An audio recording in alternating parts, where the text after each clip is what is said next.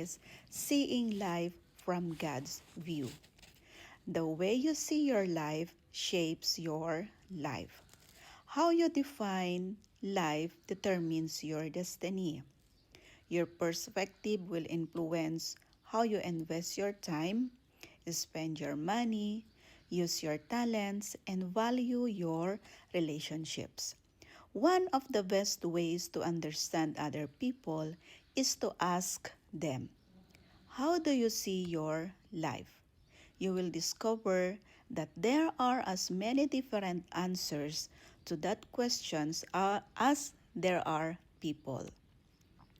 I've been told life is a circus, a minefield, a roller coaster, a puzzle, a symphony, a journey, and a dance. People have said, life is a carousel. Sometimes you're up, sometimes you're down. And sometimes you just go round and round. Or life is a 10-speed bicycle with gears we never use. Or life is a game of cards. You have to play the hand you are dealt. If I ask how you picture life, what image would come to your mind? That image is your life metaphor. It's the view of life you hold, consciously or unconsciously, in your mind. It's your description of how life works and what you expect from it. People often express their life metaphors through clothes, jewelry, cars, hairstyles, bumper stickers, even tattoos. Your unspoken life metaphor influences your life more than you realize.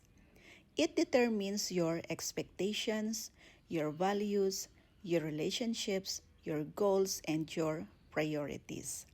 For instance, if you think life is a party, your primary value in life will be having fun. If you see life as a race, you will value speed and will probably be in a hurry much of time. If you view life as a marathon, you will value endurance. If you see life as a battle or a game, winning will be very important to you. What is your view of life? You may be basing your life on a faulty life metaphor. To fulfill the purpose God made you for, you will have to challenge conventional wisdom and replace it with the biblical metaphors of life. The Bible says, "Do not conform yourselves to the standards of this world, but let God transform you inwardly by a complete change of your mind. Then you will be able to know the will of God."